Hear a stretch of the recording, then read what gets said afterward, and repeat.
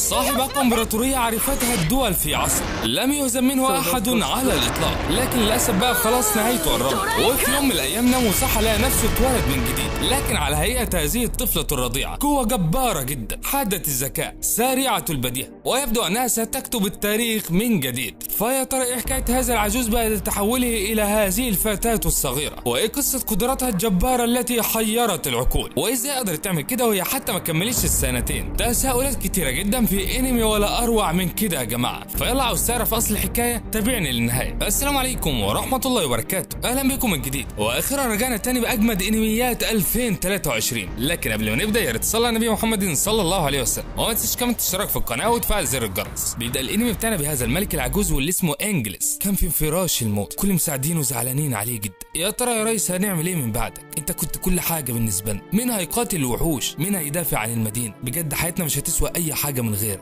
قال لهم خلاص يا رجال، ده قدر ومكتوب ومش هقدر اهرب منه، انا سلمتكم الرساله، كملوا المشوار لان لسه المشوار طويل. في هذا الوقت بتظهر له بنت جميله جدا، بتقول انا عارفه ان انت عملت انجازات كتيره قوي، كفايه مجهوداتك اللي انت عملتها في خدمه الشعب، وانا هنا المره دي عشان اكافئك على كل جهودك اللي انت عملتها. لو بتتمنى حاجه قول لي عليها وانا احققها لك على طول. قال لها بص يا بنتي، انا دايما كنت مكرس حياتي لشعبي ومملكتي فقط، ما بخلتش عليهم في اي حاجه، اللي نفسي فيه فعلا ان انا اتولد من جديد عشان اعيش شويه لنفسي. وبعد مرور الايام اتولد هذا العجوز من جديد على شكل هذه البنت الرضيعه، كانت مع ابوها وامها واسمها زي ما هو انجلس. بيكونوا فرحانين جدا بولاده هذه الفتاه، لكن بقى اول ما بتسمع انجلس انها بنت بتفضل تعيط قوي. عارفين ليه يا جماعه؟ لا انها كانت قبل كده راجل في السابق، بتنيم الام بنتها وبتخرج من الاوضه تمام. في هذا الوقت بتقوم انجلس نفسها تمسك السيف زي ما كانت في الاول، لكنها طبعا بنت صغيره ومش هتقدر تعمل حاجه زي كده. بس الغريب في الموضوع ان هي قوتها زي ما هي، ما اتغيرتش ابدا. بتكون مبسوطه جدا ان هي قادره تستخدم القوه دي من تاني، بترفع نفسها كده وتحاول تجرب اي حاجه. في الوقت ده بيسمعوا ان في وحش صخري هاجم على المدينه كلها، بتدخلوا معاها عشان تجيبها، بتلاقيها طايره في الهواء، بتتخض جدا وتقول ايه ده، وانا كنت بتخيل ولا ايه الحكايه؟ وبعدها بيخرجوا بسرعه من المكان. بتفرح انجلس جدا لانها اخيرا هتقابل وحش هتدمر الدنيا كلها، ومن ثم تبدا المغامرات الجامده جدا. بتروح الام وبنتها في هذا المكان مع اختها وبيستخبوا فيه، ده بقى اسمه رافائيل، اما دي فاخت الصغيره واللي اسمها رافينيا. بيستخبوا كلهم في هذا المكان لحد ما ابوهم يوصل ويقاتل هذا الوحش الجبار. رافائيل بقى زعلان جدا لانه حصل على القوه الكبيره دي واللي اسمها رون، وفي الاخر مستخبي معاهم، كل قادر عليه ان هو يتفرج وخلاص. قدره الرون دي يا جماعه حاجه من القدرات الخارقه، ضروريه جدا عشان يخزن فيها الادوات والاسلحه الخاصه بالقتال ضد هذا الوحش الصخري، وكمان بتكون شعار لكل الفرسان. انجلس بقى اول مره تشوف حاجه زي كده، ما كانتش موجوده عندهم في السابق.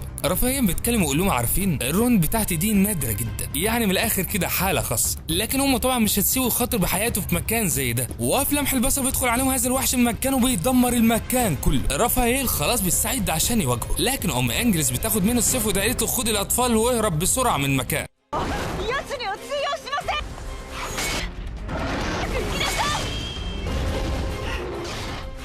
لكنه بيخبيهم في هذا المكان وبياخد السيف بتاعه من تاني. قال خلاص يا جماعه، انا افضل اخاف لحد امتى؟ لازم اقاتل ولو مت هموت بشرف. لو ما اهتمتش بالناس اللي هم ليا ههتم بمين بقى؟ بتتبسط انجلس بيه لانه شجاع وفعلا يعتمد عليه. بالفعل يا جماعه بيبدا الهجوم بينهم وبيحاول ان هو يضربه، لكن الوحش كان قوي جدا، بيضربهم هما الاثنين ويوقعهم في الارض. وفي هذا الوقت اتحرك انجلس ناحيه الوحش، بتستخدم قوتها الجباره وبتخلص عليه.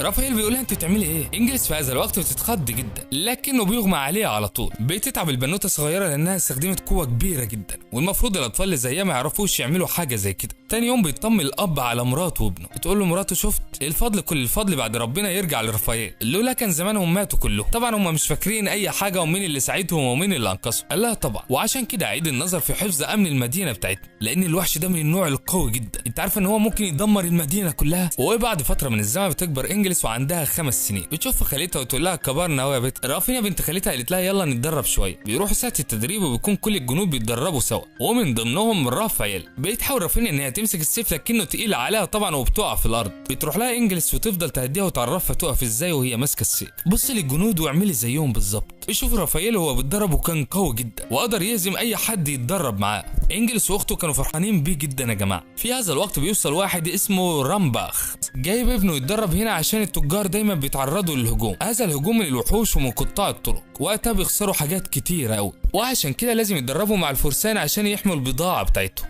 بيتكلم معاهم رمباخو ويقول لهم بصوا يا جماعه، ده ابني واللي اسمه الرال، بيتعرف رافائيل على الرال، بيقدر القتال بين الرال وبين كل الجنود، لكنه بيقدر يضربهم كلهم ويهزمهم بكل سهوله. الكل بيستغرب بيقولوا ازاي قدر يعمل حاجه زي دي بالسهوله دي؟ قال لهم والله يا جماعه انا مش عارف ازاي جاي اتدرب عندكم، انا مستواي اعلى من مستواك، اكيد انتوا تعبانين او فيكم حاجه مش مظبوطه، امال هتعملوا ايه بقى قدام وحش الصخور؟ وقتها بيتضايقوا كلهم من طريقته ومن غروره. ابو انجلس بيقول ايه الواد القوي ده اقوى مننا كلنا، بس هو ازاي بقى قوي مره واحده كده؟ بتقول انجلس في نفسها انا مش عارفه ازاي انتوا مصدقين، اكيد هو بيستخدم سحر معين في القتال بتاعه. وبعد كده بتفهم انجلس ان هو فعلا بيستخدم سحر وبيقاتل اي حد من الجنود، بيسيطر عليه عن طريق عينيه، بيستخدم سحره ويشيل حركته عشان يقدر يعمل كل اللي هو عاوزه، وعشان الناس مش فاهمه حاجه محدش هيلاحظه. بنشوف رال عمال يهزم في كل الجنود الموجوده، بيقول لهم مش عيب عليكم، انا بقى جاي هنا عشان اتعلم منكم، بس انا في الاخر اللي اعلم عليكم، والله ده قمه المهزله. بيروح له رافائيل ويقول له جه الدور عليا يا معلم، انا اللي هتقاتل معاك دلوقتي. انجلس يقول له خلي بالك ما تبصش في عيونه كتير. قال لها ازاي يعني؟ قالت له لان كل الجنود بيحصل لهم حاجه غريبه اثناء القتال، حركتهم بتكون بطيئه جدا، في هذا الوقت بيستغل الثغره دي وبيقدر يهزمهم بكل سهوله،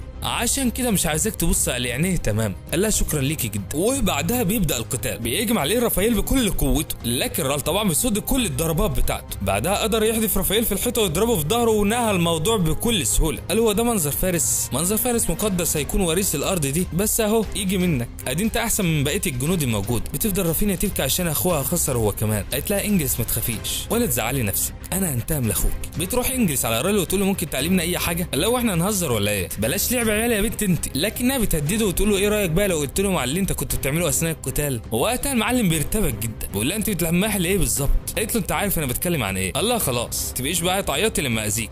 بيبدا القتال بينهم، بيستخدم السحر اللي كان بيعمله قبل كده، لكن انجز بقوتها قدرت تبطل السحر ده بكل سهوله. بيحاول رامي من تاني ان هو يضربها في ظهرها لكنها بتصد كل الضربات، بيهجم عليها من تاني عشان يضربها لكنها بتقدر تفلت منه بكل سهوله. كل الموجودين بيستغربوا جدا من قوتها. رالي يقول لها انت مين؟ ايه قوتك دي كلها؟ لكنها طبعا مش بترد عليه، وفي الاخر بتهجم عليه من ظهره وتوقعه في الارض. بيستسلم رالي ويقول انا خلاص مستسلم. الكل بيفرح جدا وخصوصا رافينيا لانها قدرت تنتقم للعيله كلها. يا ترى انجلس هتعملي ايه بعد كده؟ ده ان شاء الله اللي هنعرفه في الحلقات القادمه، لكن قبل ما تخرج من الفيديو ما تنساش تشترك في القناه وتفعل زر الجرس. والسلام عليكم ورحمه الله وبركاته.